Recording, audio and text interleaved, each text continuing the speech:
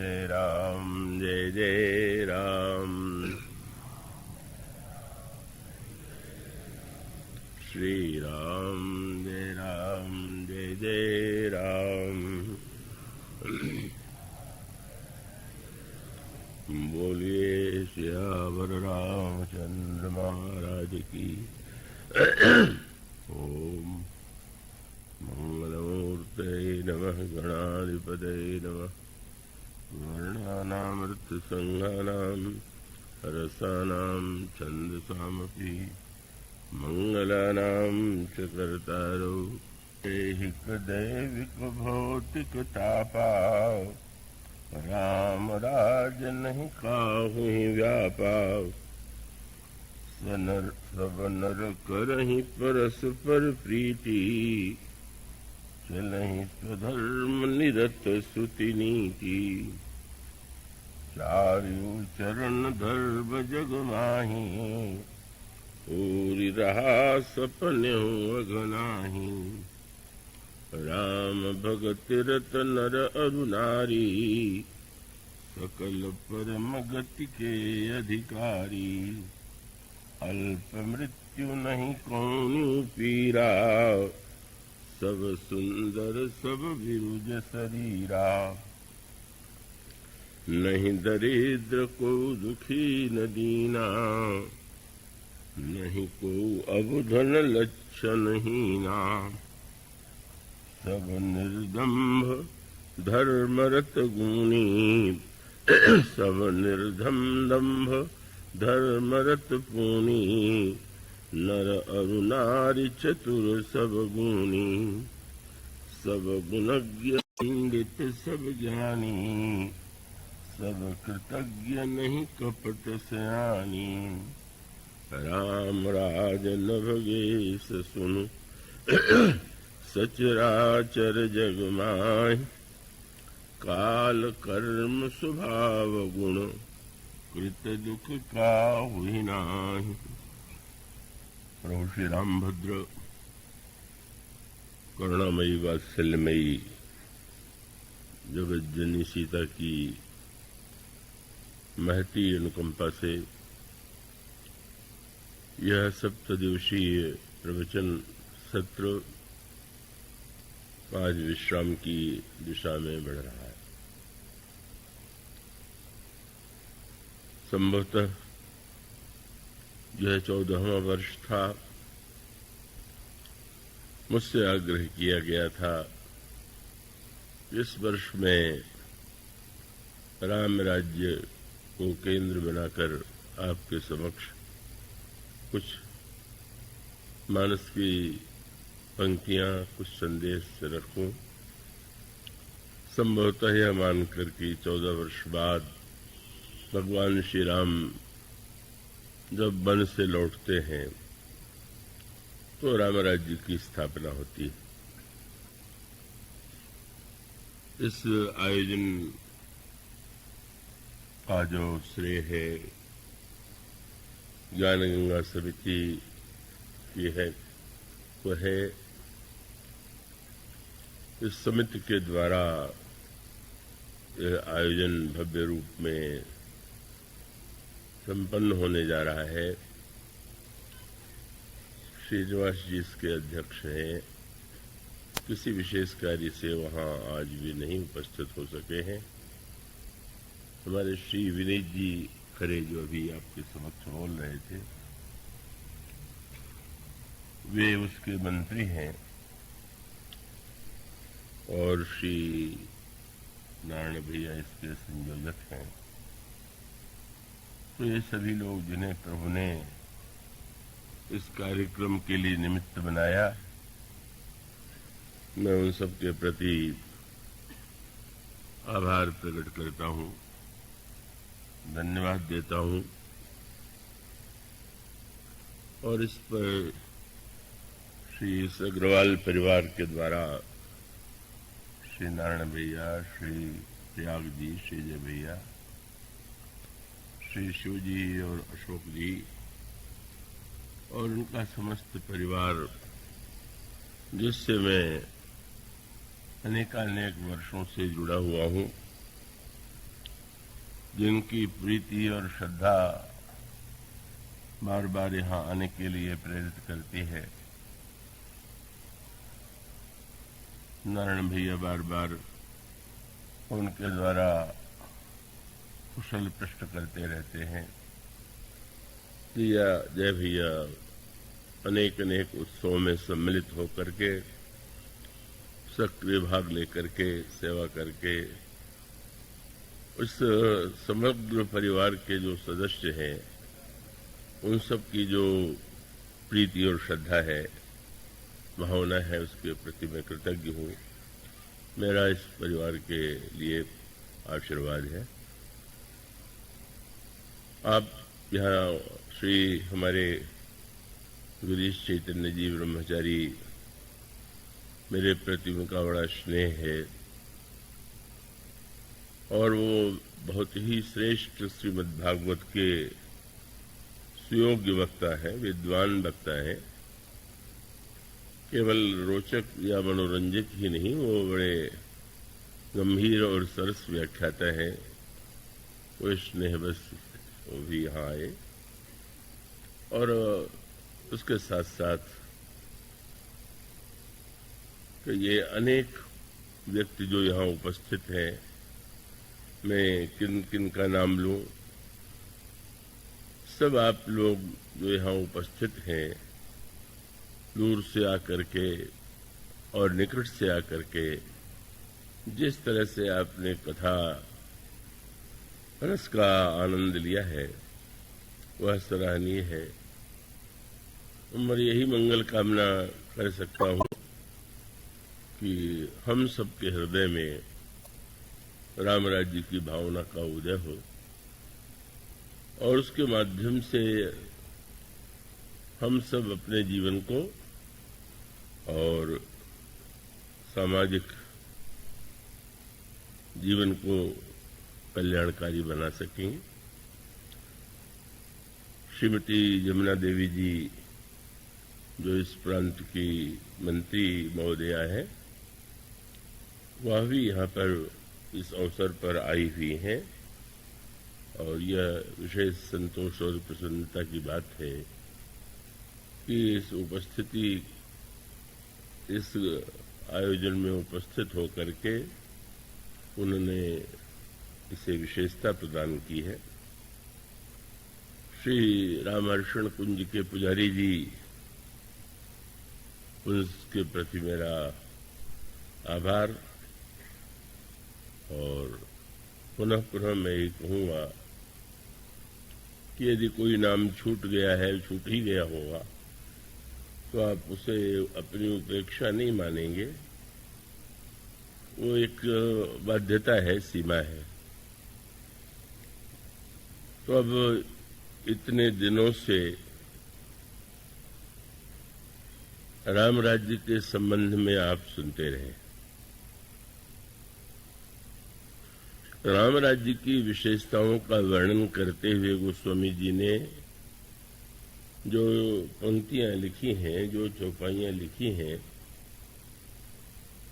उसे पढ़ करके किसी भी व्यक्ति के हृदय में ऐसे ही राज्य की आकांक्षा हो सकती है। राम राज्य में न तो किसी को शारीरिक दुख था, न दैविक, न भौतिक, न दीनता, न दरिद्रता, और इन सब से मुक्त कोई व्यक्ति ऐसा नहीं था कि जिसकी असमय में मृत्यु हो। कोई ऐसा व्यक्ति नहीं था कि जो शिक्षित न हो, कृतज्ञ न हो। और समाज में जितने भी व्यक्ति थे उनमें परस्पर अतिशय प्रेम था। प्रत्येक व्यक्ति के हृदय में कृतज्ञता की भावना थी, दूसरों के प्रति हित करने की चेष्टा थी, और काल, कर्म, स्वभाव, गुण, इनके द्वारा जो दुख व्यक्ति के जीवन में आते हैं, उनका राम राज्य में अभाव था। तो यह राम राज्य तो वस्तुतः बहिरंग रूप में आज असंभव है। असंभव है तो कोई इस युग की निंदा नहीं है। भगवान श्री राम के पहले भी अनेक श्रेष्ठ राजाओं का चरित्र पुराणों में आता है। उनका राज्य भी कल्याणकारी ही था, श्रेष्ठ ही था, और बाद में श्री राम के बाद जो उनके वंशज थे उनके द्वारा भी बहुत श्रेष्ठ पद्धति से राज्य चलाने की चेष्टा की गई थी। तो इसका अर्थ यह है कि स्वराज्य जो है वह तो समाज में बार बार रहता रहा है और वही बनाया जाना चाहिए और वही रह सकता है। पर जिसे रामराज्य कहते हैं वह स्वराज्य से भी अधिक आगे की वस्तु है और वो कभी भी भगवान राम के काल को छोड़ करके विश्व में स्थापित नहीं हुआ। कहा जा सकता है फिर उस रामराज्य की व्याख्या का क्या लाभ है? तो इसका उत्तर यही है कि वस्तुतः कम से कम हम अपने हृदय में कुछ समय के लिए सही, मान लीजिए आप 1.5 घंटे कथा श्रवण करते हैं और उतने समय भी यदि राम राज्य की भावना हमारे आपके हृदय में स्थापित होती है तो यह भी एक बहुत बड़ा लाभ है। और संभव है कि जीवन में उसकी कोई ऐसी बातें, कुछ बातें ऐसी हों कि जो उतारने की चेष्टा करें, उतारने का प्रयास करें। तो वस्तुतः रामराज्य की जो दार्शनिक व्याख्या है, उसका जो आध्यात्मिक रूप है, उसके पीछे जो वैचारिक क्रांति है, उसका वर्णन पिछले दिनों आपके सामने किया गया। श्री राम ने जब उन्हें वन जाने की आज्ञा दी गई, कैकेयी जी ने जब श्री राम से यह कहा कि तुम्हारे पिता ने मुझे 2 वचन दिए थे और मुझे जो प्रिय लगा वो मैंने उनसे मांगा, और तुम तो बड़े सुपुत्र हो, ऐसी स्थिति में जब तुम्हारे पुत्र, तुम्हारे पिता ममता के संकट में फंसे हुए हैं, तुम उन्हें उबार सकते हो। प्रभु श्री रामभद्र बड़े प्रसन्न हुए। मां की आज्ञा को उन्होंने स्वीकार किया और उसके बाद मां कौशल्या के भवन में वे आते हैं, मां के चरणों में प्रणाम करते हैं। मां को अब तक जो घटनाएं घटित हुई थी उनका कोई ज्ञान नहीं था, किसी को ज्ञान नहीं था, क्योंकि कल तो सारा दिन ही उत्सव और राज्य की संकल्पना में ही बीता था। इस रात में क्या कुछ हुआ इसका पता उन्हें नहीं था। और श्री राम जब आते हैं तो बड़े स्नेह से, प्यार से उन्हें हृदय से लगाते हुए ये कहती हैं कि पुत्र राम, राज्याभिषेक की जो ये पद्धतियां हैं उनमें बड़ा विलंब लगता है, तो उसके पहले तुम भले ही अन्न का भोजन न करो, लेकिन जो कुछ भाव मधुर फल खाओ, थोड़ा फल तुम ले लो। पितु समीप तब जायहु भैया, भई बड़ बारी जाई बलि मैया। फल लेने के बाद तुम पिताजी के पास जाना, बड़ा विलंब हो रहा है। प्रभु ने मां को यह कह करके कष्ट में नहीं डाल दिया कि नहीं, मेरे साथ तो बड़ा अन्याय किया गया, राज्य की बात कह करके वन जाने की आज्ञा दी जा रही है, या कैकेयी के द्वारा यह अनर्थ घटित हुआ, यह तो बहिरंग दृष्टि थी। इस रूप में तो कोई भी उसकी व्याख्या कर सकता था, पर प्रभु श्री राम ने कहा, मां, तुम्हें मैं एक शुभ समाचार सुना रहा हूं। तुम्हें तो यही पता था कि पिताजी मुझे युवराज पद पर अभिषिक्त करेंगे, और युवराज का अर्थ है जो भविष्य में राजा बनकर के राज्य का संचालन करे, वर्तमान में भी वो राजा के साथ सहयोग करे। लेकिन अब तो पिताजी कुछ विशेष प्रसन्न हो गए, और इसके पीछे मां कैकेयी की प्रेरणा है कि युवराज के स्थान पर उन्होंने मुझे सीधे राजा ही बना दिया। मां आश्चर्यचकित थी, राजा बना दिया? क्या महाराज राज्य छोड़ करके जाने का संकल्प कर चुके हैं? अचानक कैसे हुआ? भगवान श्री राम का वाक्य आप पढ़ते हैं मानस में, पिता दीन। उन्होंने कहा, पर अयोध्या का राज्य मुझे नहीं दिया। कहां का राज्य? पिता दीन मुहि कानन राजू। पिताजी ने मुझे जंगल का राज्य दिया। आश्चर्य था। ये तो एक नई सी बात थी। राज्य की राजधानी तो नगर होती है, नगर को केंद्र बना करके ही राज्य का नामकरण होता है। मां आश्चर्यचकित हो जाती है, ये वन में तुमको वन का राज्य दिया गया, ये तो मैं समझ नहीं पा रही। और प्रभु ने जो व्याख्या की वो केवल कविता नहीं थी, उनकी मान्यता थी, जैसा वे मानते थे, और जिसे वह मान करके ही उन्होंने आगे की घटनाओं को स्वीकार किया। उनका वाक्य क्या है? मां, भला विचार करके तुम ही सोचो कि जहां पर पिताजी स्वयं राज्य करने के लिए उपयुक्त है, विराजमान है, राज्य भली प्रकार चल रहा है, अब यहां तो मुझे उसका राजा बना देना तो एक शोभा की वस्तु थी, कोई उपयोगिता नहीं थी। पर कितना अच्छा निर्णय किया गया।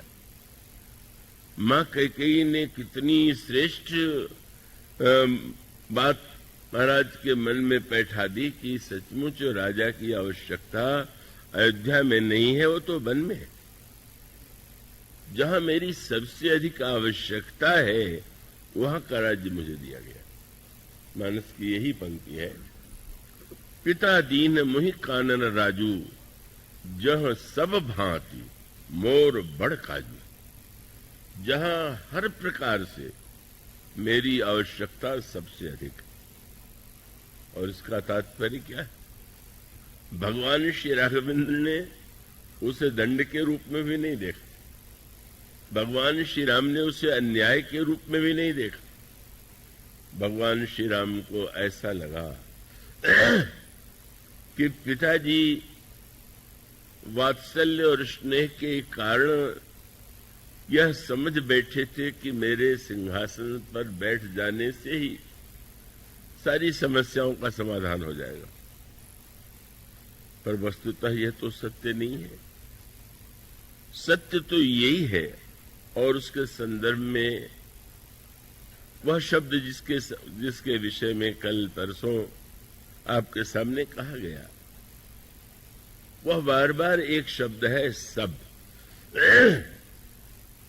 जहां सब भांति, ये एक शब्द प्रभु ने यहां पर भी सब शब्द का ही प्रयोग किया। और जब राम राज्य का वर्णन है तो बार बार सब शब्द का प्रयोग किया गया। सभी सच्चरित्र हैं, सभी सुखी हैं, सभी कृतज्ञ हैं, सभी श्रेष्ठ आचरण वाले हैं, सभी व्यक्ति जो है दुख से मुक्त है। और इसका अर्थ ये है कि जब तक हमारे जीवन का लक्ष्य सर्व नहीं होगा, सब नहीं होगा, तब तक समाज में परस्पर का विपरीत वृत्ति, विरोध, द्वेष होना ही रहेगा, टकराहट होती ही रहेगी। एक वर्ग संतुष्ट होगा तो दूसरा असंतुष्ट होगा, एक को जो प्रिय लगेगा दूसरे को अप्रिय लगेगा। इसलिए प्रभु कहते हैं कि अब अगर नगर में श्रेष्ठ राज्य बन जाए और वन जो है वो उसी प्रकार से वंचित रहे श्रेष्ठ राज्य से, तो वो क्या हुआ। और यही सूत्र जो है राम राज्य का सूत्र है। भगवान राम ने वन यात्रा को इस रूप में देखा कि जिस राज्य की कल्पना मेरे मन में है, जो समाज को मिलना चाहिए, 14 वर्ष की अवधि उसके लिए बहुत आवश्यक है। और इस रूप में ही प्रभु ने इसे देखा। और उसके बाद आप देखते हैं पहले भगवान श्री राम का वनगमन, और उस प्रसंग में भी एक मीठी सी बात आई। जब श्री रामभद्र वन जाने लगे, जनक नंदिनी ने सुना समाचार तो व्याकुल हो गई। जहां श्री रामभद्र मां के पास बैठे हुए थे वहां आ गई, संकोच बस बोल नहीं पा रही है। कौशल्या जी समझ गई कि मेरी पुत्र वधू राम के साथ वन जाना चाहती है। और तब उन्होंने बड़े स्नेह भरे स्वर में श्री राम से कहा कि राघव, तुम पिता की आज्ञा का पालन करने के लिए, और उससे बढ़कर के बात है कि तुम्हारी मां कैकेयी ने भी तुम्हें आदेश दिया है, तो मुझे कोई आपत्ति नहीं। पिता ने कहा होता तो शायद मैं रोकने की चेष्टा करती, लेकिन जो पितु मात कहो बन जाना, तो कानन सत अवत समाना। अगर पिताजी के साथ तुम्हारी मां कैकेयी ने भी कहा है तो बहुत ही अच्छी बात है। पर इतना मैं चाहूंगी कि मेरे पुत्र वधू को तुम साथ लेकर के न जाओ। तुम यदि समझते हो कि ले जाना आवश्यक है तो मैं वही उनसे कहूंगी, लेकिन मुझे ऐसा लगता है। और उस समय उन्होंने सीता जी की सुकुमारता का वर्णन किया और उन्होंने कहा कि हमारी पुत्री जो महाराज जनक के यहाँ स्नेह से पालित हुई, अयोध्या के महल में जिसको निरंतर सुख सुविधा ही देने की चेष्टा की गई, पलंग पीठ तज गोद हिडोरा, सियन दीन पग अवनि कठोरा, सो सिय चलन चहत बन सा था। ये जो सुकुमार मेरी पुत्री है वो तुम्हारे साथ बन जाना चाहती है। और उन्होंने कहा कि जिनको वन में रहने का अभ्यास है, जो कोल किरात कन्याएं हैं उनको अभ्यास है, वे रह सकती। लेकिन बनहित कोल किरात किशोरी, रची विरंच विषय सुख भोरी, और उनके लिए अभ्यास है तो कोई कष्ट नहीं है। पर ऐसी मेरी सुकुमारी पुत्र वधू जो है का वहां जाने योग्य नहीं। और उन्होंने काव्यमयी भाषा का प्रयोग करते हुए कहा कि विश्ववाटिका की सोह सुत सुभग सजीवन मोरी। पुत्र, जहां जंगल में विष ही विष की वृक्ष हो, वाटिका हो, तो वहां पर अमृत की जड़ी कहां शोभा देगी। तो ये मेरी पुत्री तो अमृत की जड़ी है और वो उस वातावरण के योग्य नहीं। प्रभु का जैसा शील है, स्वभाव है। उन्होंने बड़े प्रेम से सीता जी को समझाते हुए यही कहा कि राजकुमारी सिखावन सुनहु, आन भांति जन जिय कछु गनहु, आपन मोर नीक जो चहु, बचन हमार मान घर रहु, आयसु में मोरी सासु सेवकाई, सब विधि भामिनी भवन भलाई। और फिर वन के कष्टों का वर्णन करते हुए कहा, तुमने कभी वन देखा नहीं? वन कैसा होता है?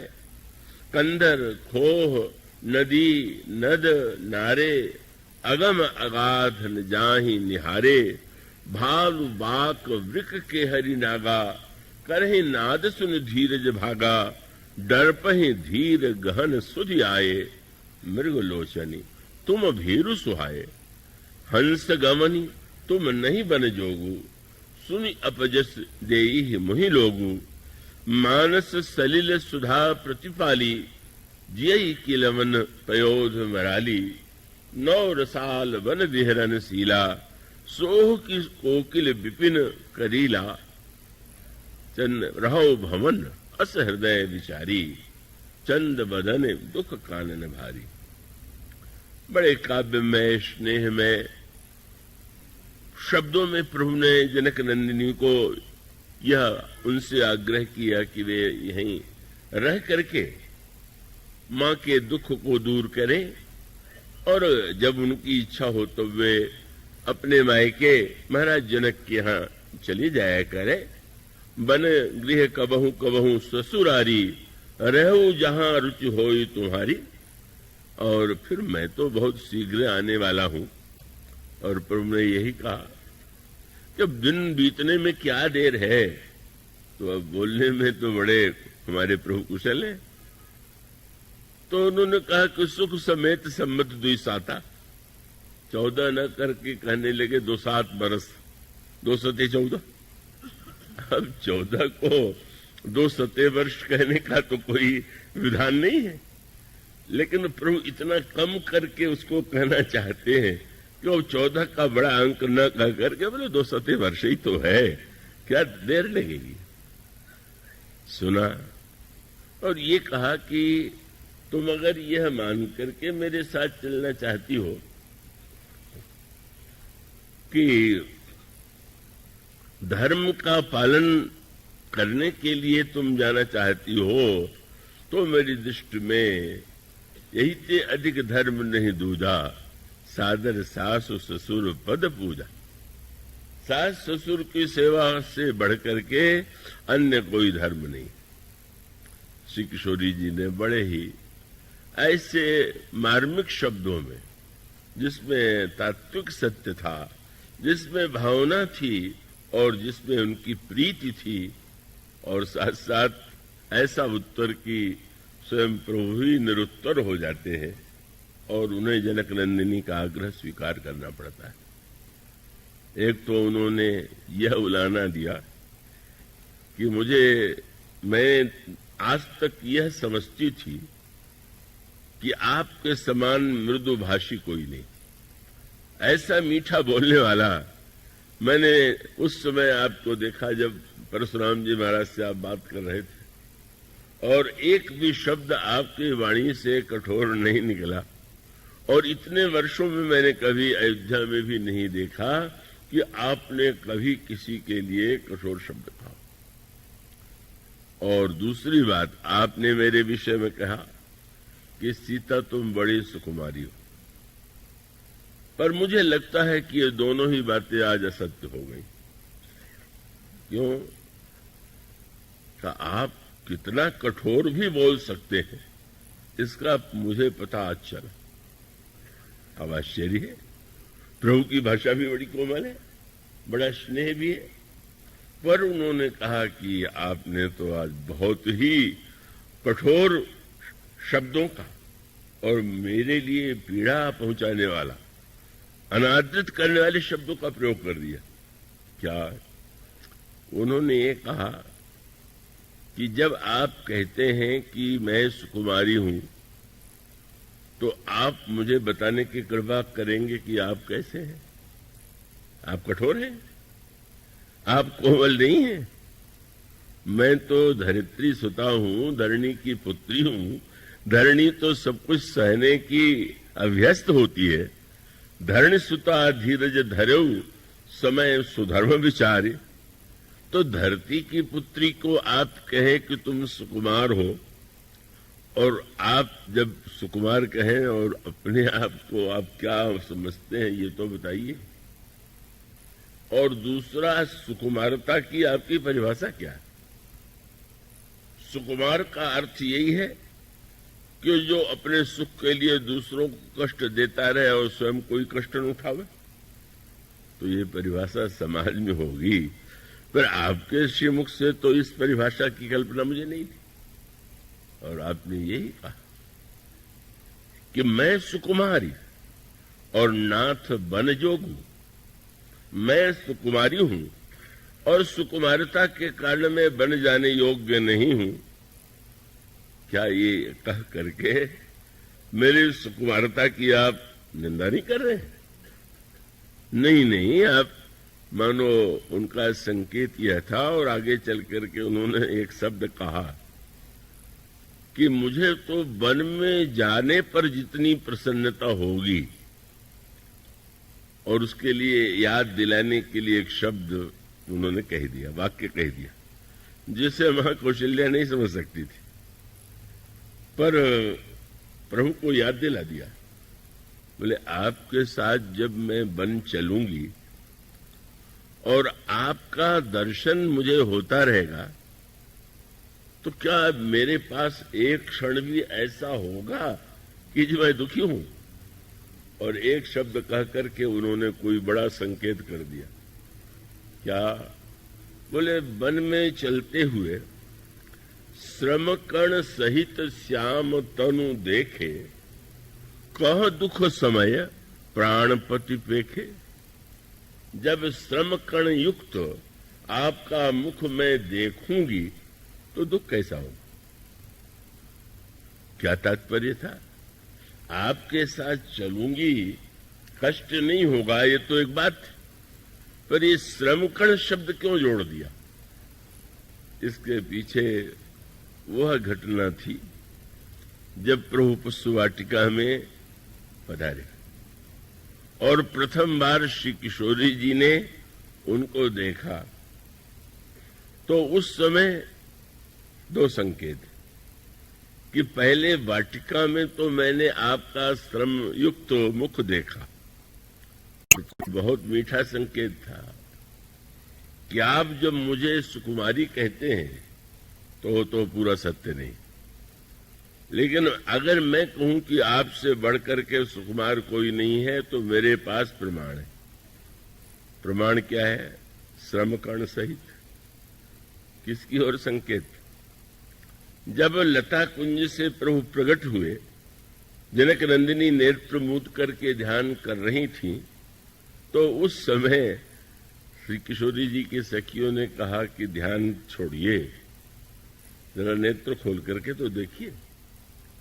और जो ही श्री किशोरी जी ने नेत्र खोल करके देखा तो गोस्वामी जी कहते हैं उनकी दृष्टि पड़ी, भाल तिलक श्रम बिंदु सुहाय। प्रभु के मस्तक पर तिलक है और उसमें पसीने की बूंद है, श्रम बिंदु है। और कितना मीठा संकेत! आपने मुझे सुकुमार कह तो दिया, पर आप याद कर लीजिए, जब मैंने दर्शन किया उस समय आपके माथे पर श्रम बिंदु था। और क्यों था? बोले आप फूल तोड़ करके आए थे। जिसको फूल तोड़ने में पसीना आ जाए, क्या इसके लिए और भी कुछ प्रमाण देने की आवश्यकता है क्या? मुझे तो, मैं वाटिका में गई, कभी ऐसा नहीं होता था। तो आप तो बिल्कुल प्रमाणित कोमल है।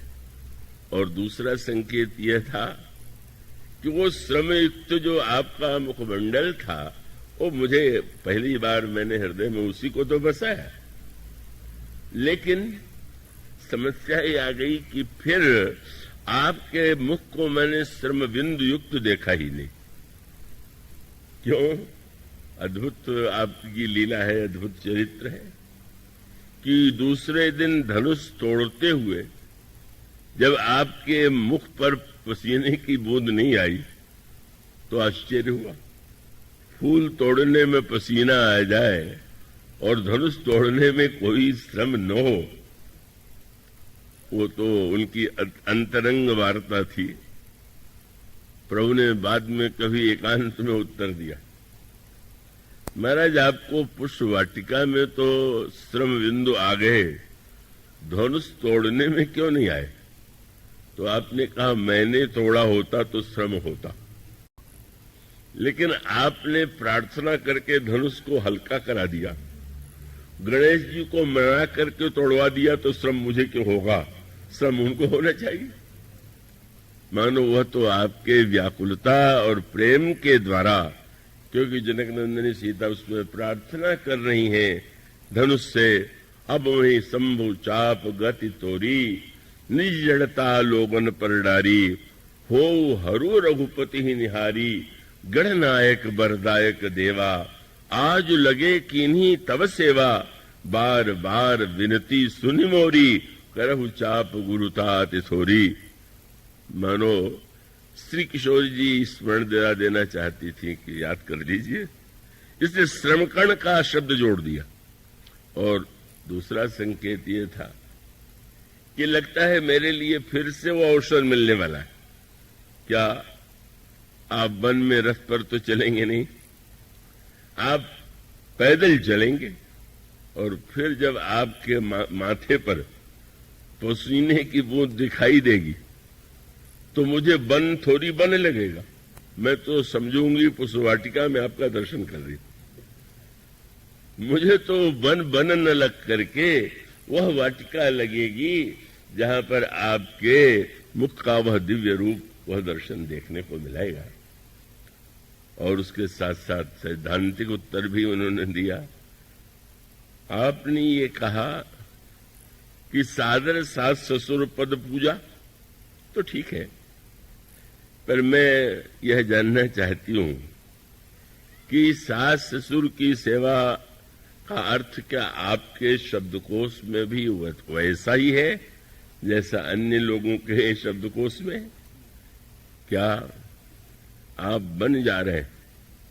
तो मैं इसलिए आपके साथ अवश्य चलना चाहती हूं कि आप जिस धर्म का पालन करने के लिए कह रहे हैं उसका पालन तो वहीं होगा, यहां होगा। सास ससुर यहां है, वन में कैसे होगा? उन्होंने कहा केवल यही नहीं है, उनका संकेत ये था, आपका आदर्श मैं जानती हूं।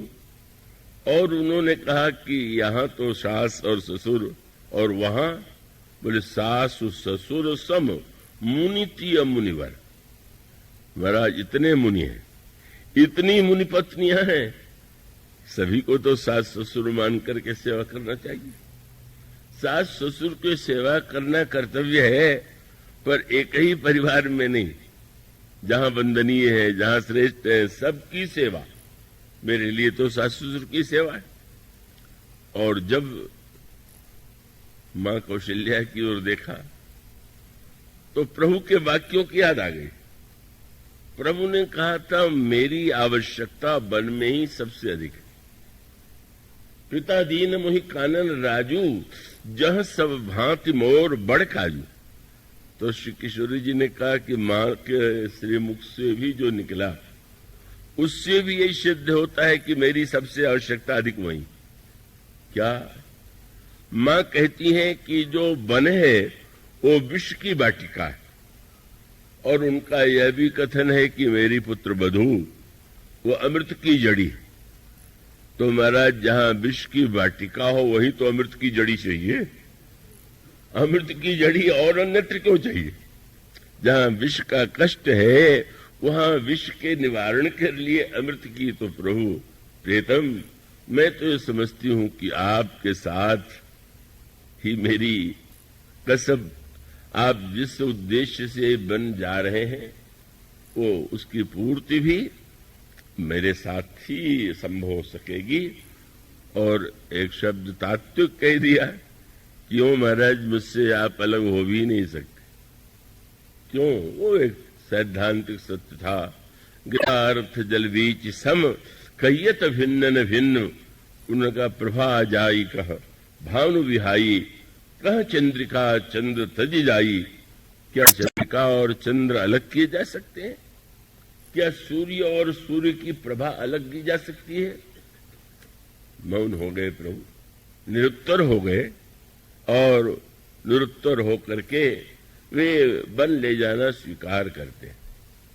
पर प्रभु ने स्पष्ट कह दिया था, तुम अच्छी तरह समझ लो कि तुम यदि मेरे साथ जाओगी तो तुम्हें एक ही वस्तु मिलने वाली है। क्या? जो हठ करहु प्रेम बस बामा, तो तुम दुख पाओ परिणामा। तुम्हें दुख मिलेगा। और वो केवल कविता नहीं सत्य था। जनक नंदिनी ने चित्रकूट में इतना सुख पाया, पर दुख भी उन्होंने कितना झेला, कितनी पीड़ा उन्होंने झेली। पर मानो रामराज्य कब बनता है, रामराज्य का निर्माण कब होता है? और उसका उत्तर यही है कि आप गहराई से विचार करके देखिए तो इस परिवार ने जितना दुख झेला, और इसका अर्थ यह है, जब समुद्र मंथन हुआ तो अमृत पीने की व्यग्रता तो सभी के मन में थी, पर जब विष निकल आया अमृत के स्थान पर तो उलाहना देने लगे भगवान विष्णु को। आपने तो कहा था मंथन से अमृत निकलेगा। तब भगवान शिव ने यही कहा कि अब शंकर जी से कहो, वो पी लेंगे विष। शंकर जी से देवताओं ने कहा, शंकर जी ने मुस्कुरा के पूछा, आप लोगों को भेजा किसने है? भगवान विष्णु ने। अच्छा, तब तो क्या कहना, उन्होंने भेजा है तो आप लोग जानते नहीं, वो विष होगा ही नहीं। जब कोई व्यक्ति दुख के विष के पीछे प्रभु का हाथ देखता है तो उसको विष नहीं लगता, बस उन्होंने उसको पी लिया। अमृत के वितरण में शंकर जी भागीदार नहीं बने, विष पी लिया। इसी प्रकार से रामराज्य की स्थापना के लिए के माध्यम से जो अमृत समाज को मिलना था, उसके लिए इतना दुख प्रभु ने, तत्वतः दुख का लेश भले ही न हो, लेकिन कितना उन्होंने श्रम, कितना दुख, कितनी पीड़ा जनक नंदिनी और उन्होंने झेली। लक्ष्मण जी ने कितना कष्ट उठाया, श्री भरत ने कितनी तपस्या और साधना की। इसका तात्पर्य है कि मानो व्यवहारिक अर्थों में इस परिवार ने सारा दुख का विष स्वयं पी लिया और सुख का अमृत समाज को बांट दिया। इस तरह से मानो यह जो रामराज्य का दर्शन है, प्रभु ने कहा, और श्री किशोरी जी तो निरंतर प्रस्तुत हैं, मुझे तो आपके साथ ही रहना है, हर स्थिति में रहना है। और तब यह जो तीनों की वन यात्रा है, ये रामराज्य की स्थापना का प्रयत्न है, प्रयास है। व्यवहारिक संदर्भ में, व्यवहार के स्तर में, तात्विक अर्थों में तो श्री राम ईश्वर हैं, राज्य तो सब उन्हीं का है, लेकिन व्यवहार में उसके लिए प्रभु का यह जो वनगमन है, और वनगमन की जो यात्रा है, उसमें जो सामाजिक परिवर्तन है, सामाजिक क्रांति है, और वह सामाजिक परिवर्तन और सामाजिक क्रांति बड़ी विनम्र की बात है। एक तो परिवर्तन की वह प्रक्रिया जो कानून के द्वारा की जाती है, विधान के द्वारा की जाती है, पर वो तो दिखाई देता है। कानून के द्वारा जो परिवर्तन की प्रक्रिया होती है, वो तो सही होती ही नहीं, हो ही नहीं पाती, क्योंकि वो ऊपर से व्यक्ति को लगता है कि मेरे ऊपर लदा गया। प्रक्रिया तो जब हृदय से का उसके प्रति प्रेरणा प्राप्त हो, तो वो सही अर्थों में स्थिर का प्रेरणा होगी। तो आप देखेंगे कि प्रभु ने कभी, वो तो राजा बनकर के भी कानून नहीं बोलते। श्री राम ने तो जब राज पर विराजमान थे तो आपने प्रजा को बुलाया, और उस समय प्रभु ने ये कहा कि मैं आप लोगों के सामने, ये नहीं कि मैं तो राजा हूं, आज्ञा देता हूं, आपको पालन करना पड़ेगा। प्रभु ने यही कहा कि मैं जो कुछ समझता हूं वो आपसे कह रहा हूं, और अगर मेरे वाणी से कोई एक शब्द भी नीति के विरुद्ध लगे, आप यदि संकोच छोड़ करके मुझे रोक देंगे तो मैं प्रसन्न होऊंगा कि आप में कितनी अनुशासन की भावना है। प्रभु ने कहा, जो अनीति कछु भाखो भाई, तो मोहि बरजेहु भय बिसराई। भय छोड़ करके आप मेरी अनीति को रोक देंगे। और आपने कहा कि यह जो कुछ मैंने आपसे कहा है, उसको सुन करके आपको जो लगे ठीक कीजिए। राजा उपदेश नहीं देता, वो आदेश देता है, का उसको बाध्य करता है। पर श्री राम संदेश देते हैं और उसका अभिप्राय यह है, स्वयं अपने व्यवहार के द्वारा, अपने चरित्र के द्वारा ऐसी एक स्थिति उत्पन्न कर देते हैं कि जिससे सहज रूप से जो सामाजिक मान्यताएं, धारणाएं, जो कमियां हैं का वो दूर होती हैं और इसी की संपूर्ति श्री भारत के द्वारा होती है। भगवान श्री राम ने इस वन यात्रा में, अब समय की सीमा 7 दिन, 7 दिन में भी घड़ी बढ़ती चली जा रही और कथा तो अनंत है, मैं उसे क्या कहूं। पूरी वन यात्रा में भगवान श्री राम का जिन लोगों से मिलन होता है, आप क्या पाते हैं? भगवान राम इस यात्रा में महर्षि भरद्वाज से मिलते हैं, महर्षि वाल्मीकि से मिलते हैं और इस यात्रा में प्रभु जो है उनका मिलन फिर महर्षि अत्रि से होता है, महर्षि अगस्त्य से होता है। मुनि मंडली ने उनका स्वागत किया, प्रभु ने उनके आश्रमों में जाकर के प्रणाम किया, उन्हें आश्वासन दिया और उसके साथ साथ इस वन यात्रा में प्रभु का मिलन केवट से होता है। इस वन यात्रा में मिलन प्रभु का सबरी से होता है। इस वन यात्रा में भगवान श्री राम का मिलन गीध से होता है। और वो स्वामी जी विनय पत्रिका में कहते हैं कि 14 वर्ष के बाद जब प्रभु लौट करके आए, क्या आपने देखा, किससे किससे आप मिले, कौन कौन व्यक्तियों से आपका परिचय हुआ? तो कुछ लोग सही बताते हैं और अधिकांश लोग उसमें जितना मिला सकते हैं उतना झूठ भी मिला देते हैं, क्योंकि अपना गौरव बढ़ाने के लिए। तो अब ऐसी स्थिति में भगवान श्री राम से जब यह पूछा गया कि आप मिले 14 वर्ष में कितने कितने लोगों से मिले होंगे, उसमें बताइए कैसे मिलन हुआ और उनसे आपकी क्या बात हुई? तो प्रभु कह सकते थे, मैं महर्षि भरद्वाज के आश्रम में गया, उन्होंने स्तुति किया, उन्होंने सत्कार किया, कंदमूल फल अर्पित किए। वाल्मीकि जी ने भी मेरे लिए, मेरी प्रशंसा में जग पेखन तुम देखन हारे, ऐसे वाक्य कहे। अत्रि जी ने नमामि भक्त वत्सलम कह करके मेरी वंदना किया। अगस्त्य तो कहते रहे कि आप तो काल के भी काल, पर प्रभु ने एक भी संस्मरण किसी भी मित्र को कभी नहीं सुनाया। आश्चर्य था। मित्र कहते थे कुछ 14 वर्ष में आप कुछ लोगों से तो मिले होंगे, तो प्रभु कहते थे हाँ 2 व्यक्तियों से भेंट हुई थी। जिनसे, ये गोस्वामी जी का वाक्य है। मेरे पत्रिका में कहते, मिली मुनि वृंद चलत दंडक बन सो चर्चऊ न चलाई। कभी चर्चा नहीं करते। चर्चा किसकी करते हैं?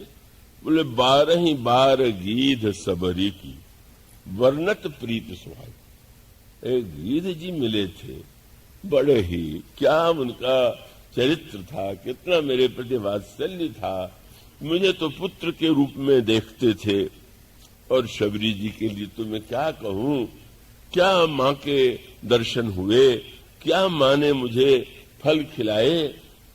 मानो मित्रों को मित्र मुस्कुराने लगते हैं कि 14 वर्ष में बस वही चर्चा, बार बार 2 ही नाम और कोई नाम ही नहीं।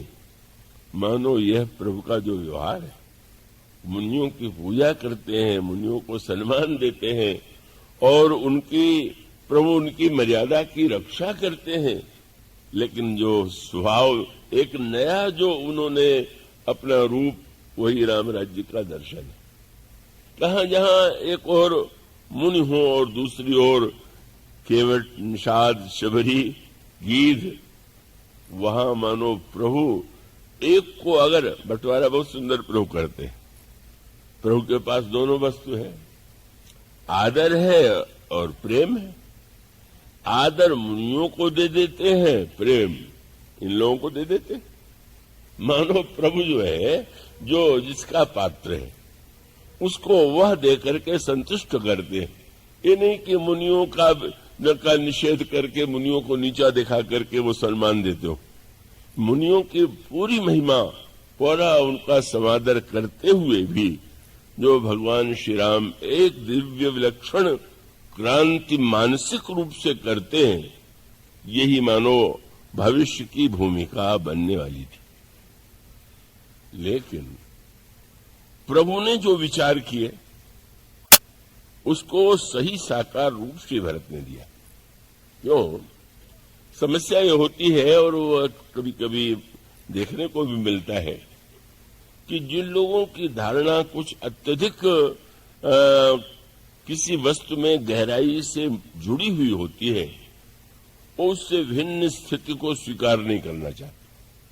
अब अगर श्री राम के चरित्र में ऐसे प्रसंग आवे तो उनके पास उसके लिए श्लोक है, न देवचरितम चरित, देवताओं के चरित्र का अनुकरण नहीं करना चाहिए। श्री राम ने किया तो वो श्री राम का चरित्र तो वंदनीय है, वो साधारण मनुष्य वैसा कैसे कर सकता है।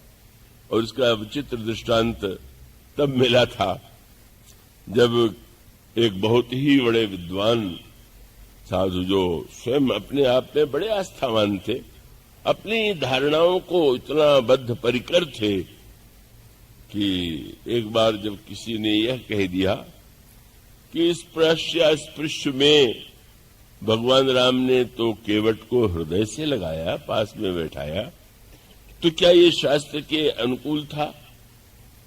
तो उसको उन्होंने जो रूप दिया, उससे लगता है कि किस तरह से जब हमारे हृदय में कोई बात बैठी होती है तो हम उसके समर्थन में तर्क ढूंढते हैं। उनका ठीक है, श्री राम ने निषाद को हृदय से लगाया, इसमें मुझे आपत्ति नहीं है, पर बाद में नहा लिया होगा। अब श्री राम को नहलाना जो है उनके संस्कार की लाचारी, वो बेचारे नहीं, उनका कोई दोष नहीं है, उतना गहराई से उनके मन में बात बैठी हुई है कि वो यही मानेंगे कि नहीं क्या हुआ, स्नान करके फिर पवित्र हो गए होंगे। मानो निषाद की स्पर्श से अपवित्रता आई होगी और स्वयं आपने स्नान करके वो पवित्रता पाई होगी। यह केवल संस्कार की धारणा।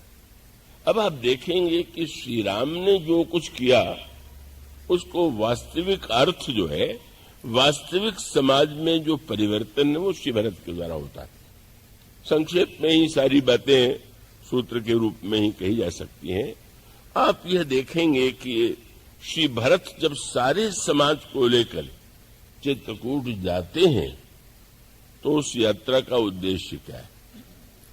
भगवान श्री राम की यात्रा पहले अयोध्या से चित्रकूट, चित्रकूट से दंडकारण्य, दंडकारण्य से लंका, लंका से अयोध्या। और श्री भरत की यात्रा अयोध्या से चित्रकूट, चित्रकूट से फिर अयोध्या। इस यात्रा का एक आध्यात्मिक साधनात्मक क्रम है। इसी रूप में ही वस्तुतः राम राज्य की स्थापना उस युग में संपन्न हुई थी। और उसके लिए गोस्वामी जी ने बड़े काव्य के रूप में भी, दार्शनिक रूप में भी कुछ सूत्र दिए। मैं आशा करता हूं कि आप उसको थोड़ा शुष्क होने पर भी उसे पूरी एकाग्रता से सुनेंगे। गोस्वामी जी एक तो भावनात्मक बात कहते हैं कि भाई श्री भरत श्री राम के पीछे गए, तो यूं भी उसकी व्याख्या की जा सकती है कि जैसे कोई श्रेष्ठ हो तो उसके पीछे पीछे हम चलते हैं। भगवान श्री राम के पीछे श्री भरत चले, यह स्वाभाविक है। और गोस्वामी जी इसको दूसरा ही रूप दे देते हैं। क्या? कि जैसे कोई महापुरुष आने वाला हो, संत आने वाला हो, विशिष्ट व्यक्ति आने वाला हो तो प्रचार किया जाता है, वो महापुरुष आ रहे हैं, संत आ रहे हैं, वो विद्वान आ रहे हैं, आप लोग अधिक से अधिक संख्या में उनसे लाभ लीजिए। भगवान राम आगे आगे क्यों गए? प्रचार करते चल रहे थे कि जो संत है वो बाद में आ रहा है, आप लोग उससे लाभ लीजिएगा। श्री भरत के आगे आगे जैसा प्रचार प्रभु ने श्री भरत का किया, बस एक ही कार्य, पूरी यात्रा में भरत का ही प्रचार कर रहे हैं। अगर महर्षि भरद्वाज के आश्रम में ठहरे तो महर्षि भरद्वाज ने श्री भरत से कहा कि भरत, श्री राम तुमसे कितना प्रेम करते हैं वो कोई केवल शब्द का विषय नहीं। मैंने अपनी कुटिया के बगल में ही उनको आवास रहने के लिए निवेदन किया था, वहीं रुके थे।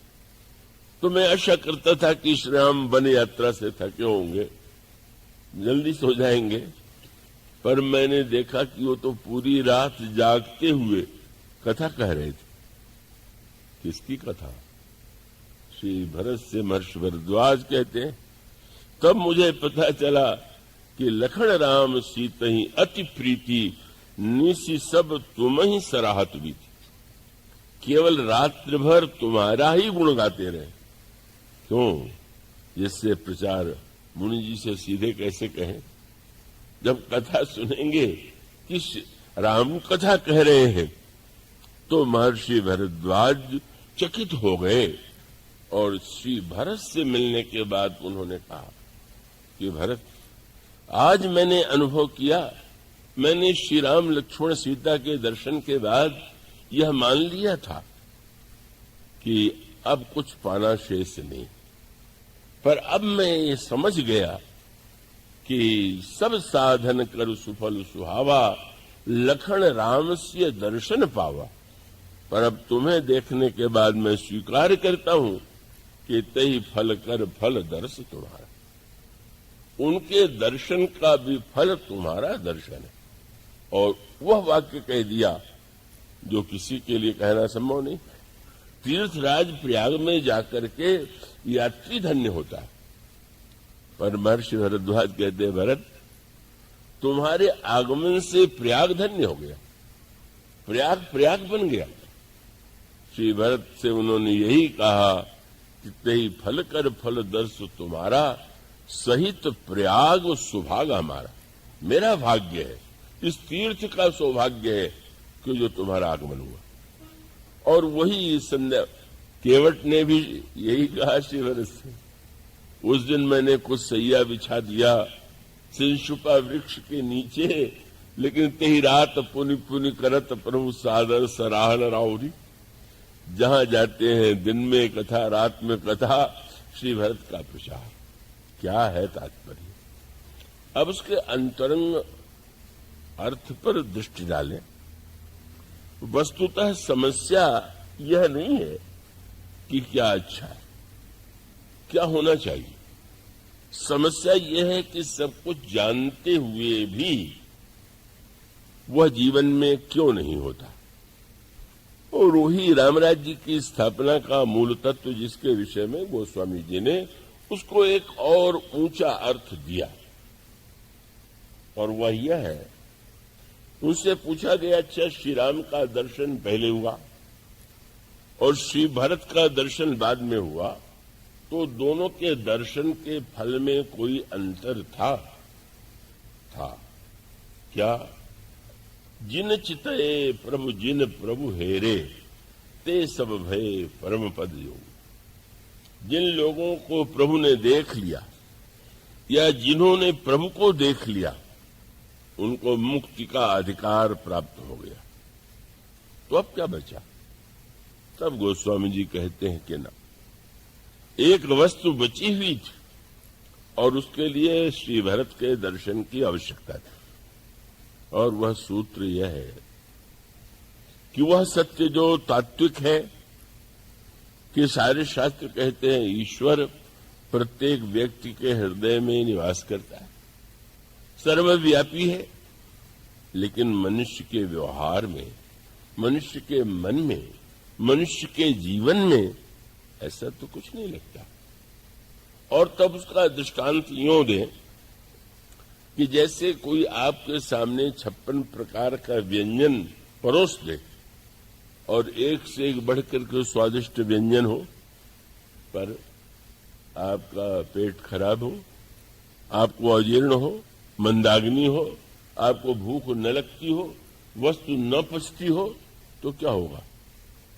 थाली आपके सामने रखेगी और आप सोचेंगे कि क्या करें, मैं इसको पचाने में, ग्रहण करने में असमर्थ हूं। अनेक लोगों के जीवन में होता है, जिनके पास बड़ी समृद्धि है पर शरीर में ऐसा रोग हो गया है कि अब वो बेचारे चाहे जितनी अच्छी वस्तु हो, उन्हें तो उबला ही खाना पड़ेगा। कौनों तो उन व्यंजनों से भी अगर अपने जीवन की रक्षा करनी है तो स्वाद से भी बचना होगा। इसका सूत्र दिया श्री भरत ने। समस्या केवल बाहर नहीं, समस्या का मूल उत्स जो है वह भीतर। और भीतर क्या है कि मानो मुक्ति का व्यंजन परोसा हुआ है, लेकिन आप उसको उस अंतरंग अर्थ में विचार करके देखिए। हम साक्षात ईश्वर, अयोध्या जैसा पवित्र नगर, जहां धर्मात्मा महाराज दशरथ का राज्य, ज्ञानी महाराज भक्त महाराज श्री दशरथ का राज्य, और स्वयं साक्षात ईश्वर ही जहां अवतरित हुआ, लेकिन राम राज्य क्यों नहीं बन पाया? महाराज दशरथ तो बनाने के लिए बेचैन थे, सारी प्रजा जो है उसके लिए उत्सुक थी, और तब वह सूत्र है कि मानो, अब क्यों जरा व्यवहारिक अर्थों में सोचिए कि राम राज्य में क्या कोई कमी रह गई थी क्या? महाराज दशरथ का संकल्प था, गुरु वशिष्ठ का समर्थन था, सारे प्रजा की इच्छा थी, क्यों नहीं बना? और इसका उत्तर है कि आप जरा उलट के सोचिए कि अगर श्री भरत वहां होते तो जो कुछ हुआ वो होता क्या? तब तो रामराज्य दूसरे दिन बन ही जाता। और उसको आध्यात्मिक अर्थों में देखें तो ईश्वर के होते हुए भी जब तक संत नहीं होगा तब तक रामराज्य नहीं बनेगा। श्री राम साक्षात ज्ञान है और श्री भरत मूर्तिमान प्रेम है। ज्ञान अखंड एक सीतावर, ज्ञान परिवर्तन नहीं करता, सत्य का साक्षात्कार कराता है। ज्ञान का प्रतीक है प्रकाश। प्रकाश कुछ बदलाव नहीं लाता, प्रकाश है, इसका काम न हम बदल गए, न आप बदल गए, न शक्लें बदल गई, न व्यक्ति बदल गया। केवल प्रकाश में हम सब एक दूसरे को सही सही देख रहे हैं। प्रभु है साक्षात ज्ञान। ज्ञान के द्वारा महान उपलब्धि होती है, किंतु परिवर्तन जीवन में कैसे होता है? परिवर्तन जब भी होगा तो ज्ञान से नहीं होता। इसलिए बड़े बड़े बुद्धिमान, बड़े बड़े ज्ञानवान, उनकी वाणी में वो दिखाई देता है कि बड़ी ऊंचाई है, पर जीवन में कोई परिवर्तन नहीं, जीवन में उसका कोई प्रभाव नहीं। मानो वह सूत्र जो दिया गया वह ग्रहण करने योग्य। इसी को गोस्वामी जी और सांकेतिक अर्थ और काव्य में दर्शन के रूप में प्रस्तुत करते हैं। गोस्वामी जी से पूछा गया कि श्री राम वन क्यों गए, तो कारण कहेंगे पिताजी की आज्ञा थी, मां कैकेयी की इच्छा थी। पर गोस्वामी जी ने कहा ये बातें तो केवल बाहर की। भगवान श्री राम को लगा कि जो मैं चाहता हूं, जो राज्य लोग चाहते हैं, वह तो बिना भरत के नहीं हो सकता। और गोस्वामी जी ने जो दोहा लिखा है, आप पढ़ते होंगे, उसके अर्थ पर विचार कीजिए। उन्होंने दृष्टांत दिया, देवता और दैत्यों के युद्ध में देवता हारते थे, दैत्य जीतते थे। हमारे आपके जीवन का भी सत्य यही है। देवता अगर सद्विचार है तो दैत्य दुर्गुण है। हमारे आपके जीवन में जो सद्विचार है, हम अच्छे विचार करते हैं, अच्छी बात सुनते हैं, पर वो मृत्यु हो जाती है, साकार नहीं हो पाते, बुरे विचार सफल हो जाते हैं। उस समय जब दैत्य जीतने लगे, बार बार देवता मरने लगे, तो भगवान से निवेदन किया कि ऐसा कैसे हो, क्या उपाय? भगवान ने कहा, अमृत पी करके तुम जब अमर होकर के लड़ोगे तो दैत्यों को हराने में सफल हो जाओगे। कहाँ मिलेगा अमृत? समुद्र मंथन में। समुद्र का मंथन किया गया, अमृत पिया देवताओं ने और दैत्यों को हराया। गोस्वामी जी यही बात यहां घटाते हैं, क्या कि सद्विचार हार गया और दुर्विचार जीत गए। महाराज दशरथ का सद्विचार, सारे अयोध्या के लोगों का सद्विचार, सब चाहते हैं कि राम राज्य हो, लेकिन दुर्गुण इतना शक्तिशाली था कि एक ही व्यक्ति ने सब उलट के रख दिया। सोचिए आप, सब अनुकूल थे, लेकिन कितनी शक्ति है दुर्गुण में, दुर्विचार में, असंत में, कि उस अकेली मंथरा ने भाषण देने की कला में तो इतनी निपुण थी कि जब भाषण देती है तो यही कहती है, अरे कोई नृप होई हम ही का हानि, चेरी छाड़ी अब होब की रानी। कई लोग बिना सोचे समझे कह देते हैं, तुलसीदास जी की इसी चौपाई में समाज ने लोगों को अकर्मण्य बना दिया कि कोई नृप होई हम ही का हानि। ये लिख करके लोगों को उन्होंने ये कह दिया कि कोई ध्यान देने की आवश्यकता नहीं। ऐसे जन ने मुझसे कहा कि आप देख रहे हैं लोगों को ध्यान नहीं दे रहे, ये लोग तो दिन रात उसी में डूबे हुए। मंथरा काज की चतुराई है कि वो दिखाना चाहती थी कि मैं बिल्कुल निस्वार्थ हूं, मुझे कुछ नहीं चाहिए, मैं तो लोक हित के लिए, लोक कल्याण के लिए, अन्याय जो हो रहा है उसको मिटाने के लिए सोच रही हूं। यहां तक कि जब क्रोध में भर करके कैकेयी ने प्रारंभ में कह दिया, कैकेयी ने कहा, तुम ऐसी घर में झगड़ा लगाने वाली बात करती हो, प्राण से अधिक राम प्रिय मोरे, तिनके तिलक क्षोभ कस तोरे। राम प्राण से बढ़ के प्रिय है, उनके राज तिलक में तुमको क्षोभ क्यों हो रहा? और बिगड़ करके कहा, पुनियस कबहू कहा सी घर फोरी, तो धरी जीभ कढ़ाऊं तोरी। कभी भी आगे घर में झगड़ा लगाने वाली बात तुमने कही तो मैं तुम्हारी जीभ कटवा लूंगी। मंथरा के स्थान पर दूसरा हो तो घबरा जाए कि भागो भाई यहां से, शब्द वापस ले लो। पर मंथरा में इतना धैर्य था कि वो सोच रही अच्छा, और कह दिया कि ठीक है, करी कुरूप विधि परवश कीन्हा। एक तो प्रारंभ में ब्रह्मा ने मुझे कुरूप बना करके पराधीन बना, कुरूप बना दिया, दासी बना दिया, अब मैं क्या करूं? आप भी कह रही हैं कि जीभ कड़वा लूंगी, तो बात तो ठीक ही है, फोरे जोग कपार हमारा, जीभ ही क्यों, मेरा सिर भी फोड़ देने के योग्य है। लेकिन आगे क्या शब्द है? बोले मेरा अगर दोष है तो बस एक ही, क्या कोई अनभल देखने जाए तुम्हारा, मैं तुम्हारा अनभल नहीं देख सकती हूं, बस यही मेरा दोष है। तुम्हारा इस सब कुछ कहने के बाद भी मैं क्या करूं? सचमुच क्या चमत्कार था। साक्षात ईश्वर राम जिसके पास निरंतर रह करके सम्मान देते हों, श्री राम की बातें भूल गए, श्री राम का स्नेह भूल गया, श्री राम का शील भूल गया।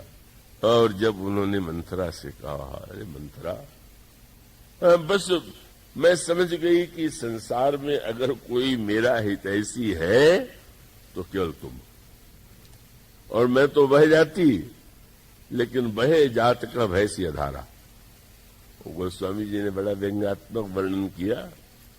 जब महाराज दशरथ राजमहल में गए तो वो बार बार कैकेयी जी की प्रशंसा करते हैं पर वो बोलती नहीं, बड़ा आश्चर्य था। तो किसी ने गोस्वामी जी से कहा कि वे बोल क्यों नहीं रहे? बोले, कपट सयानी ने कहत कछु, जागत मनो मसान, मसान जगा रहे हैं। वाम मार्ग का गोस्वामी जी बहुत विरोध करते हैं, निंदा करते हैं। जे हरि परिहर हरिहर चरण भजहि भूतगण घोर, ऐसा कह करके उन्होंने कहा कह ही मसान जगा रहे हैं। सचमुच ऐसा मसान जगाया कि सारे अयोध्या को मसान बना के ही छोड़ा। गोस्वामी जी ने कहा जब श्री राम बन चले गए तो क्या हो गया? बोले घर मसान जनु परिजन भूता, पत हित हेतु मनहु जमदूता, कपट स्यानी ने कहत कछु जागत मनहु मसान। मसान साधना वाले मानते हैं कि चुप रह करके साधना करना चाहिए, कुछ भी वो बोलना नहीं चाहिए। तो पूछा गया कि इस मसान साधना कब से करने लगी? अयोध्या के राजमहल में श्री राम के पास रह करके ये मसान साधना कहां से आ गई? गोस्वामी जी ने व्यंग भरी भाषा में कहा, अब दीक्षा ले लिया उन्होंने, वाम मार्ग की दीक्षा ले लिया। किससे ले लिया? कौन अवघड़ आ गया? बोले उस महल में थी मंथरा ही गुरु थी, मंथरा से दीक्षा लिया। मंथरा दासी? अरे आप न कहते दासी, संसार में सबसे बड़ी उपाधि अगर किसी को मिल सकती है, दी चाहनी चाहिए तो मंथरा को। कौन? बोले कोटि कुटिल मणि गुरु पढ़ाई। ऐसा गुरु जो कोटि कुटिलों में भी सर्वश्रेष्ठ, इतना कुटिल मणि है। उसने कह दिया मैं जैसा कह रही हूं। कहा तो कह रही थी तुम्हारी जीभ कटवा दूंगी, और अब तो ऐसी दीक्षा ले लिया कि उसने कहा मैं जो कहूं वही सुनो, मैं जैसे कहूं वही बोलो, मैं जैसा व्यवहार कहूं वही करो, जैसे शिष्य से गुरु आशा रखते। लेकिन उसने जो मंत्र दिया वह मंत्र कौन था? और वह मंत्र घर घर जपा जाता है, आज भी जपा जाता है। उस मंत्र से बढ़ करके और कोई मंत्र समाज में और हम लोगों के जीवन में नहीं। क्या मंत्र था वो? वह कोई ह्रीम क्लीम मंत्र नहीं था। मंथरा ने कई से कहा कुछ भी कहिए, बस इतना मत भूलिए कि अपना अपना होता है, पराया पराया होता है। क्या यही महामंत्र घरों में नहीं जपा जाता है? बस वो तो शब्द महावाक्य बन गया। उपनिषद का, वेदांत का ब्रह्म वाक्य यही। क्या ये सत्य है? क्या अपना अपना होता है, दिखाई देता है? क्या अपने कहे जाने व्यक्तियों से विरोध नहीं होता? उनसे शत्रुता उत्पन्न नहीं हो जाती? अपना अपना होता है, यह सत्य तब हो सकता है जब व्यक्ति यह सोच सके कि यह अपना तो अपना होता है, पर जीवन में तो अपने पराये पराये अपने होते रहते हैं। एकमात्र भगवान ही ऐसे अपने हैं कि जो सदा अपने रहेंगे। अगर ये महामंत्र इस रूप में हो तो कल्याणकारी। मानो वह द्वैत, वह भेद, मैं और मेरा, तू और तेरा, यही समाज में व्याप्त है, रामराज्य बनेगा। रामराज्य मंच पर कथा कह देने से या सुन लेने मात्र से नहीं बन जाता है।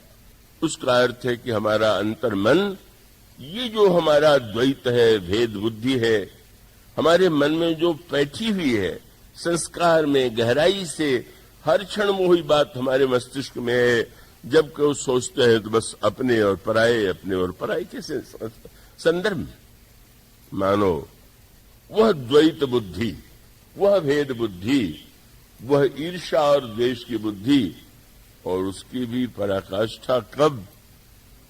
जब उन्होंने कहा अच्छा तो मुझे क्या कहना है, वैसे तो मेरे पिताजी ने वचन लिया था कि मेरे पुत्र को राज्य मिलेगा, पर वो तो कुटिलमणि है। उसने कहा भूल करके विवाह और वचन को बोलने ही मत। क्यों? बोले तब तो घाटे का सौदा रहेगा। भारत को राज्य मिल जाएगा ना तब। बोले आनंद तो तब आवेगा जब सौत के बेटे को कष्ट जरूर, एक वरदान नहीं। यही है। मनुष्य अपना स्वार्थ छोड़ के दूसरों के स्वार्थ की चिंता करे तो बड़ी ऊंची बात है। अपना स्वार्थ भी रहे और दूसरे का स्वार्थ रहे वो भी ठीक है, लेकिन अपने स्वार्थ के लिए पूर्ति हो और पूर्ति के साथ साथ अगर यह जुड़ जाए कि सामने वाले को कितनी हानि हम पहुंचा दें, सामने वाले को हम कितना नीचा दिखा दें, जहां यह वृत्ति आ गई क्या तेमी मानुष राक्षसा परहितम स्वार्थाय निघ्नन्ति ने निघ्नन्ति निरर्थकम परहितम। भर्तृहरि कहते हैं कि जो अपने स्वार्थ के लिए दूसरों के स्वार्थ को नष्ट कर देते हैं वो राक्षस, पर जो केवल बिना कारण ही दूसरों का स्वार्थ ही बिगाड़ते रहते हैं उनको हम राक्षस से क्या कहें। और राक्षस के बाद कौन सी उपाधि बची हुई? मानो एक वरदान नहीं 2 वरदान।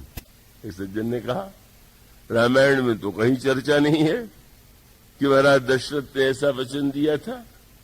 चर्चा कैसे चले? मंथरा ने रोक लगा दी थी।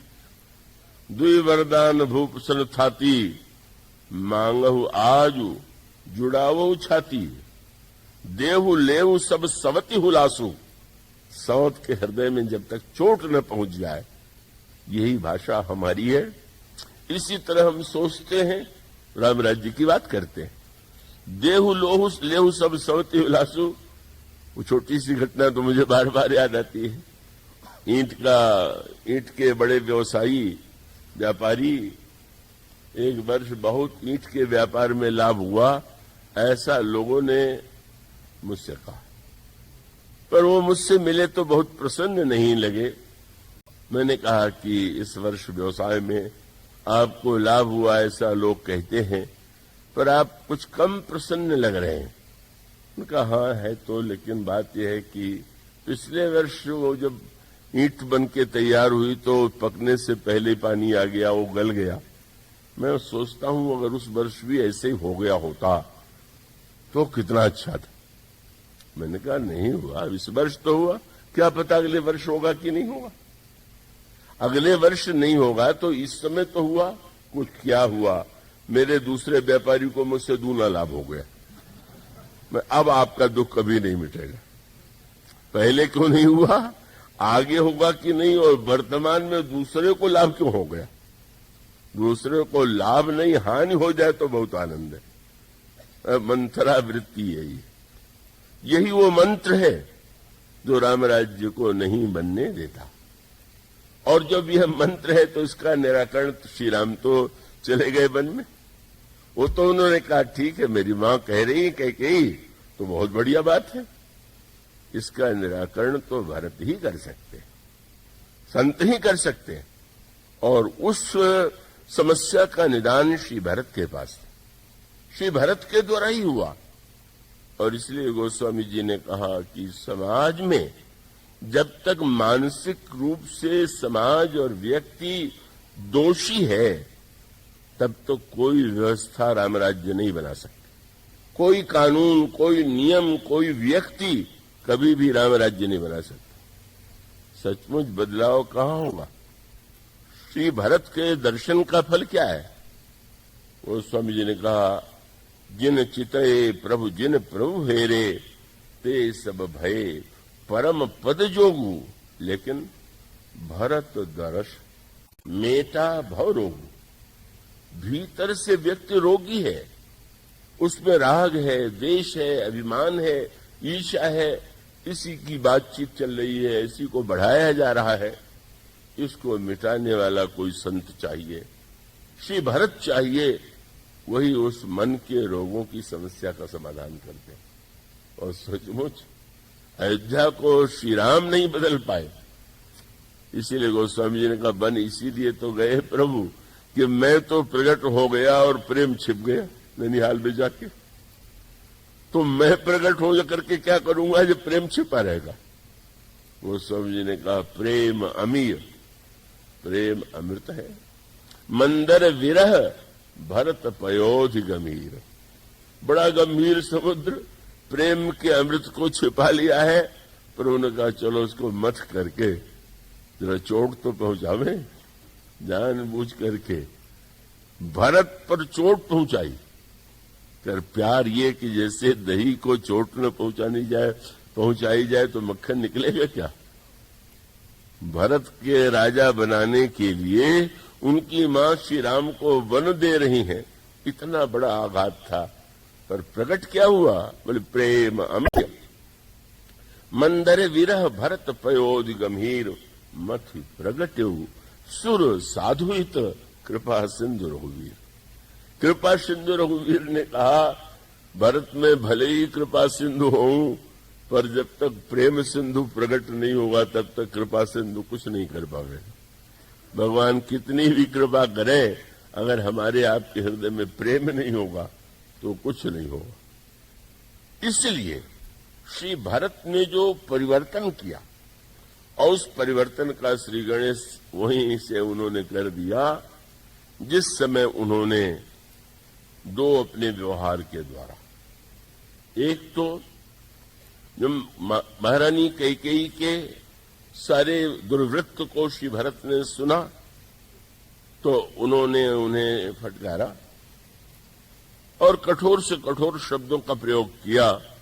पर उसी समय आ गई मंथरा, और मंथरा को जब देखा शत्रुघ्न जी ने तो गोस्वामी जी तो उनके तो काव्य की रचना भी अनोखी होती है। शत्रुघ्न जी ने जो ही मंथरा को देखा तो तुलसीदास जी क्या लिखते हैं, सुनि रिस भरेऊ लखण लघु भाई। भरत लघु भाई नहीं, लखण लघु भाई। ये नहीं कि उनको भरत का भाई नहीं कहा गया। चित्रकूट में जब लक्ष्मण जी और उससे मिले तो भरतानुज लक्ष्मण पुन भेंट। लक्ष्मण जी ने भरत के छोटे भाई को हृदय से लगाया। दूसरा कवि हो तो लिखेगा लक्ष्मण जी ने अपने छोटे भाई को हृदय से लगाया। वहां भरतानुज है, और यहां जब दंड देने की बात आई तो बोले अब ये तो लक्ष्मणानुज है, वो जैसे अन्याय नहीं कर सकते, दंड देने के लिए प्रस्तुत है। इतना क्रोध आया, और जब बस देखते ही जो ही हुमकिला तत्कुबर मारा, प्रहार कर दिया। और वो आई थी बड़ा अपने को सजा वजा करके, आज न जाने क्या मिलने वाला है।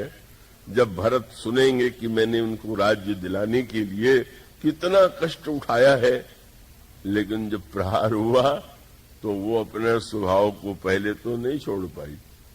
अरे आह दैव मैं काह नसावा, करत नीक फल अनैस पावा। क्या ब्रह्मा, कितना मैं अच्छा कर रही थी, इसका फल मुझे ही मिल रहा। बड़ा दुख बनाने लगी। अब लक्ष्मण शत्रुघ्न जी को और क्रोध आ गया। जब और प्रहार करने चले तो एक अंतर, श्री भरत को भी बड़ा कष्ट है, लेकिन जब शत्रुघ्न दंड देते हैं तो भरत दया निधि दीन छुड़ाए।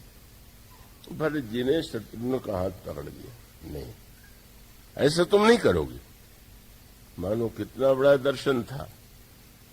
शत्रुघ्न तुम सोचो, जो अनर्थ किया है वो महारानी कैकेयी नहीं किया। मां शब्द तो कहना ही उन्होंने बंद कर दिया। जीवन में कभी उन्होंने कैकेयी को मां शब्द से पुकारा ही नहीं। उनका जो कुछ अनर्थ किया वो महारानी कैकेयी के द्वारा हुआ, वो तो दासी है। पर उन पर हम प्रहार नहीं कर सकते, और एक दासी पर प्रहार कर सकते हैं। इसका अर्थ है कि दुर्बल को दंड दिया जाए और श्रेष्ठ व्यक्ति को दंड न मिले, ये तो उचित नहीं। और फिर तुम सोचो, ऐसे अवसर पर कुछ करने के पहले सोच लेना कि हमारे प्रभु श्री राम होते तो क्या करते। और सचमुच कई ये सूत्र ऐसा है कि इतने कोमल है, और उसका अर्थ है कि कैकेयी के प्रति भी उनके मन में द्वेष नहीं है, कल्याण की बुद्धि। समय हो तो उसका मैं विस्तार करता, पर सूत्र इतना ही कि समझ गए कि जितना अनर्थ हुआ है वह ममता के कारण ही हुआ। इनके मन में जो संस्कार है, भरत मेरा बेटा है, वो एक दिन जो आए रहे होंगे, नित्य नहीं आ पाए हैं आप बहुत से लोग, कि गोस्वामी जी ने कहा कि काई कुमति कैकेयी केरी, कि जैसे सीढ़ी पर काई लग जाए और व्यक्ति फिसल करके चोट खा जाए, इसी प्रकार से राम राज्य के स्नान के लिए जब दशरथ जी चले तो कुमति कैकेयी की जो काई थी उस पर वो फिसल गया।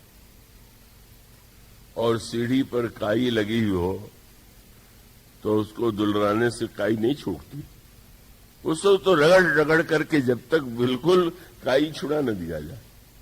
श्री भरत समझ गए कि इस ममता की काई को तो ऐसा छुड़ा देना कि फिर कभी ममता पैदा न होने पावे, आने न पावे। और जिस समय श्री भरत ने प्रारंभ किया, जब तय कुमति कुमत जे ठेवु, खंड खंड हुई हृदय न गयु, बर मांगत मन भई नहीं पीरा, गरिन जी मुंह पर उन कीरा, भूप प्रतीति तोर किम कीन्ही, मरण काल विधिमति हरणीनी। जो तुम्हारे हृदय में जन्मत कायन मारे से मोही, जन्म लेते हुए ही तुम अगर मुझे मार डालती तो पाप न लगता, पर मुझे निमित्त में ला करके तुमने जो अनर्थ किया है उसके लिए कोई शब्द नहीं। क्या हुआ परिणाम? प्रभु श्री रामभद्र जब चित्रकूट में कौशल्याम्बा से एकांत में मिले, बड़े प्यार से कहने लगे, मां तुमको मेरी याद तो बहुत आती होगी, क्योंकि तुम तो मुझसे बहुत प्रेम करते हो, लेकिन तुम तो करती हो प्रेम, अच्छा मुझे मेरी याद तुम्हें सबसे अधिक कब आई? बोले वैसे तो तुम्हारी याद क्या कहूं मैं, कहने योग्य नहीं हूं, लेकिन जब भरत ने आकर के जिन शब्दों में मुझे फटकारा उस दिन तुम्हारी जितनी याद आई वो तो अतीत थी। बोले जिसको राज्य देने के लिए मैंने इतना अनर्थ किया, अपयश लिया, विधवा हो गई, और वह मुझे इस शब्द में अनादृत कर रहा है, और जिसको मैंने देश निकाला दे दिया। जाते समय कितने प्रसन्न मन से तुम मेरे प्रति कृतज्ञता प्रकट करके चले, बस मुझे लगा कि मैंने पहचानने में भूल कर दिया। सचमुच तुम्हारे स्नेह की विस्मृति, तुम्हारे प्यार की विस्मृति से ही इतना बड़ा अनर्थ मैं कर बैठी। और मानो जो चाहते थे श्री भरत कि महारानी के हृदय में ज्वाला जले, इसलिए सती भी नहीं होने दिया। जिसमें तीनों रानियां सती होने के लिए चली, उस समय ने कहा गही पद भरत मातु सब राख। श्री भरत ने सभी माताओं को रोका, पर अलग अलग शब्दों में। कौशल्या जी से यही कहा कि मां मेरे कारण इतना अनर्थ हुआ है, अब आप भी शरीर छोड़ देंगी तो मेरे जीवन के लिए क्या आश्रय रहेगा? सुमित्रा अम्बा से कहा, मां जिसने अपने पुत्र को ऐसी भक्ति का उपदेश दिया हो, क्या आप भी उस लौकिक सती धर्म को महत्व देंगी? आप तो श्री राम को ईश्वर मानती, आप क्यों नहीं सोचती? आप तो सोचिए कि श्री राम आमेंगे और आपको नहीं देखेंगे, कितना उनको कष्ट हो, ये भी मान गए। पर अगर उनमें महारानी कैकेयी से द्वेष होता तो कह देते, सोच लेते कि अच्छा अवसर है इसी बहाने, लेकिन श्री भरत ने उनको भी रोका, पर मीठे शब्द से नहीं रोका। वहीं पर गोस्वामी जी ने कहा है ना कि भरत जी के दर्शन से मन के रोग मिट जाते हैं। औरों को मीठी दवाई, पर कैकेयी को तो ऐसी कड़वी दवा पिलाई। उन्होंने कहा, महारानी इन माताओं ने सती होने की बात सोची, मेरी प्रार्थना से रुक गई हो तो ठीक, पर मेरे मन में ये जानने की इच्छा कि आप क्यों सती होना चाहती? महाराज की मृत्यु क्यों हुई? आपके कारण, आपके वाक्यों के कारण। पहले आपने उनको मृत्यु की दिशा में ढकेल दिया, आपके कारण ही उनकी मृत्यु हुई, और मृत्यु होने के बाद आप सती भी कहलाना चाहती हैं, अग्नि में जल करके आप कहलाना चाहती हैं। और फिर व्यंग भरे शब्द में उन्होंने कहा कि कहते हैं शास्त्र की सती मर के पतिलोक में जाती हैं, तो आप क्या अभी कुछ और बाकी है कि वहां जाकर के महाराज को कष्ट देना चाहती हैं? यह क्या कम कष्ट दिया है क्या? दया करिए, वहां मत जाइए, वो आपका मुख भी नहीं देखना चाहेंगे। और ये कई कह सकती हैं कि क्या तुम अग्नि में जलने से रोकते हो? उनका तात्पर्य था, महारानी, ये अग्नि तुम्हारे पाप को नहीं जला सकती, तुम्हारा पश्चाताप, तुम्हारी व्याकुलता और प्रभु की करुणा ही तुम्हारे पाप को मिटा सकती। और इस तरह से श्री भरत जो परिवर्तन करते हैं, कब कठोर प्रतीत होते हैं, पर कठोर प्रतीत होते हुए भी कड़वी औषधि के द्वारा उनके ममता को, उनके अभिमान को नष्ट करते हुए वे वन तक की यात्रा करते हैं। उसकी गाथा तो बड़ी लंबी, अद्भुत। और चित्रकूट में जब श्री भरत और भगवान राम का मिलन होता है, तब उसमें धर्म को नया अर्थ मिला। और धर्म को नया अर्थ यह था कि कहा जाता है कि अपने धर्म का पालन करना चाहिए। तो ठीक, रामायण में है, गीता में, पर अपने धर्म का पालन करने के लिए क्या दूसरे के धर्म की चिंता छोड़ देनी चाहिए? आप कहें कि मैं सत्यवादी हूं, मैं सत्य से नहीं डिगूंगा, मेरी जो मैंने कहा वही करूंगा। सामने वाले से आप कह दें कि तुम झूठे बन सकते हो, मैं नहीं चिंता मुझे, मैं तो सत्यवादी रहूंगा। और इसका अर्थ है कि आपने अपने सत्यवादी को सिद्ध करने के लिए दूसरे को असत्यवादी बनाया। ये बड़ी भारी एक जटिल समस्या है। और तब रामायण का जो चित्रकूट का नया संदर्भ था धर्म का, धर्म क्या था? बस एक सूत्र है, वही है रामराज्य का सूत्र। अभी तक कहा जाता था अपने धर्म का पालन करो, चिंता करो। और वह सूत्र जो एकांत में प्रभु ने, श्री भरत ने गुरुदेव से कहा, महाराज अब कीजिए सोई, सबकर धर्म सहित हित होई। किसी के जीवन का धर्म नष्ट न हो, सबका धर्म बचे, सबका हित हो। यह जो सूत्र है जब आता है जीवन में, और वह महाभारत काल में तो बिल्कुल नहीं था। इस हम का सत्य अहम मूलक सत्य नहीं, लोक कल्याण मूलक सत्य है। भगवान कृष्ण ने भी महाभारत में यही कहा था, यद भूत हितम अत्यंतम, जो समस्त प्राणियों का परम हित है वही सत्य। इसलिए वस्तुतः उस युग में तो उसको समझने वाले थे ही नहीं, पर इस युग में श्री भरत को सोचिए, श्री भरत जी कह करके आए थे, वन ही देव मुनि राम है राजू, गुरु जी वन में प्रभु को राज्य देंगे। भरत जी कह देते कि महाराज मैंने कह दिया है तो इसलिए मेरे सत्य की रक्षा कीजिए। पर उस सत्य के विशाल समुद्र में किसका सत्य, किसका कैसा सत्य? और उसका उत्तर यही, यहां एक नई भाषा मिल गई। को चिंता है श्री भरत के प्रसन्नता की, श्री भरत को चिंता है प्रभु की प्रसन्नता की। जे विधि प्रभु प्रसन्न मन होई, करुणा सागर कीजिए सोई। भीष्म ने अपने सत्य के लिए श्री कृष्ण को भले ही असत्यवादी बना दिया हो, पर श्री भरत ने ये बिल्कुल नहीं कहा लौट चलिए। और बेचारे देवता जो बेहोश हो रहे थे कि आए और श्री राम ने कह दिया जो कहोगे करूंगा, आप कहेंगे लौट जाएंगे। जब श्री भरत ने नहीं कहा, रहने का निर्णय हो गया, तब जो नारे लगे वो बड़े सुंदर नारे थे। नारे लगाने में देवता बड़े निपुण है। भरत जय हो श्री राम की मानो शब्द में छिपा हुआ था, विजय तो मर्यादा और धर्म की होगी। प्रभु से प्रार्थना करते हैं कि प्रभु कोई आधार दीजिए, और प्रभु जब पादुका दे देते हैं, प्रसन्न होकर के श्री भरत जी ने धारण कर लिया। श्री भरत का मूल तत्व यह था कि स्वामी केवल ईश्वर है।